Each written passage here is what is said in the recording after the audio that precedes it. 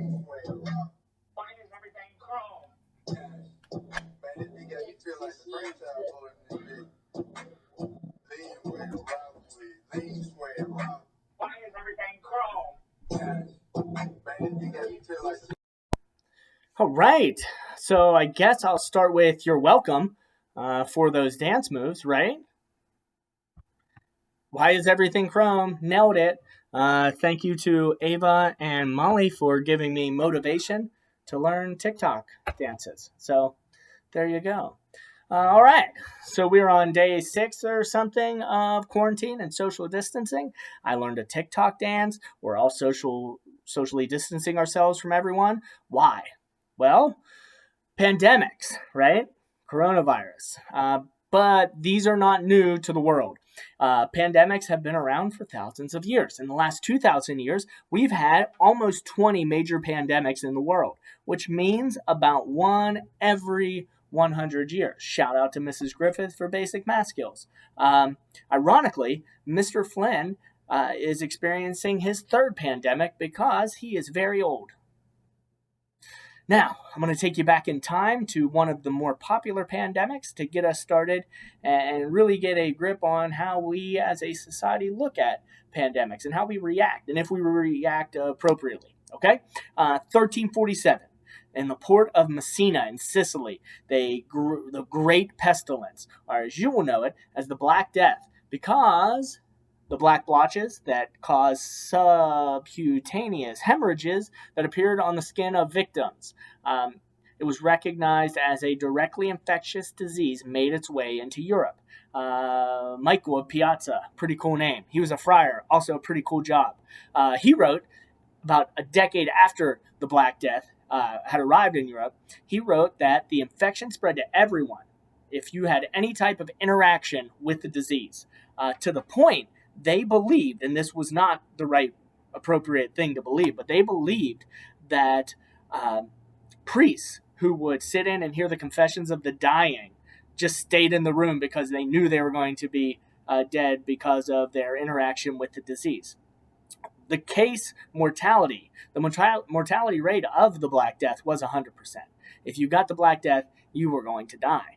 But they thought the best way to get out and avoid the plague was to run and leave wherever they were where the plague existed.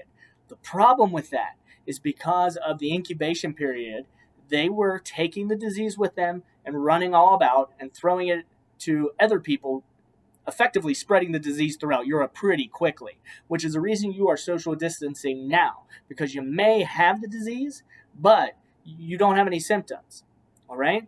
And every time you go to the store or anything like that, you're still spreading the disease, which is why you should avoid people. Pretty good advice, right? Now, why did the Black Death happen? We can blame it on one guy if we want to believe one side of the story. His name? Pope Gregory the Ninth. Of course it's his fault.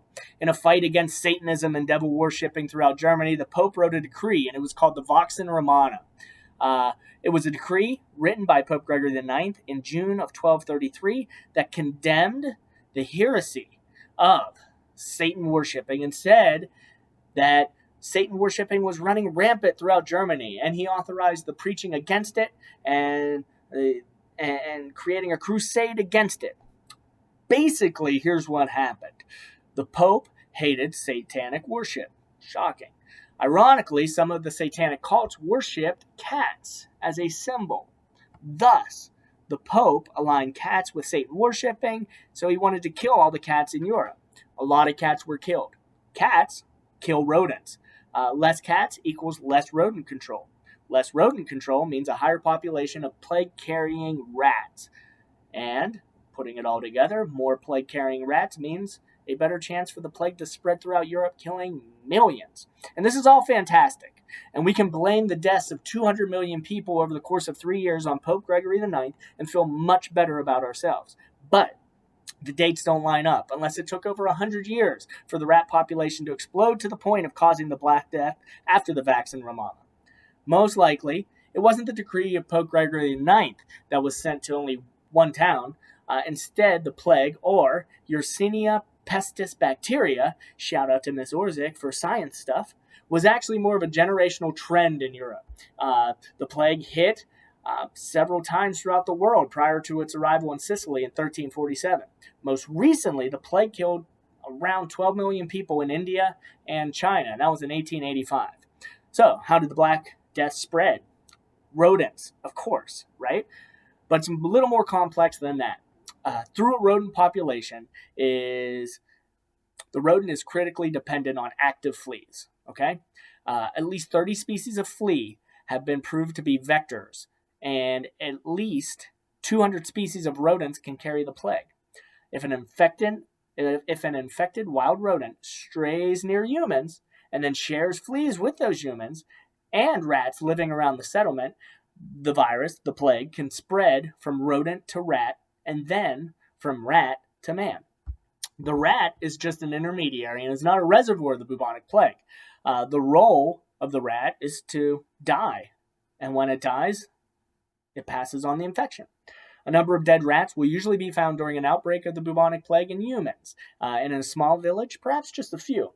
Regardless, dead rats with the plague will inevitably create a spread of the plague. There are several other ways in which the bacteria can spread, from a focus among local rodents to humans. When humans go out and invade an area where the rodents are infected, for example, fighting wars, but even a better example, going out for a picnic or going hunting in an area where rodents are plagued with the plague, they may catch the bubonic plague directly from the fleas that are living on those wild rodents, and there is the spread to humans. The spread of the Black Death, which researchers don't actually think is the bubonic plague, but rather just hemorrhagic plague, had about a 100% mortality rate. Again, meaning if you got the plague, you had very little chance, if any, to survive. So, with that being said, and a little focus on the Black Death, now, while we have conquered a myth of the Black Death, which killed 200 million people over the course of 3 years, or around 2 out of 3 Americans living today, I want you to use your quarantine time, your social distancing time, to put on an investigative, historian, and anthropological hat. All right? First, for fun, and just to learn some cool stuff, pick a pandemic throughout history. I have a list of them above. All right? Link above. Find it. Pick one. One that sounds cool. One that killed a lot of people. One that didn't kill that many people. Find out what it did to the people that were infected and how it was able to spread. Right? Was it airborne? Did it spread through mucus? Did it spread through blood? How did it spread? What caused it? Was it Pope Gregory IX? Probably not. But who spread it? What spread it? Does the story of how it spread make sense? Pope Gregory IX doesn't make sense, even though it was a widely spread story of how the bubonic plague, the Black Death, became rampant throughout Europe. And is it true? Is the story that you have true about your pandemic?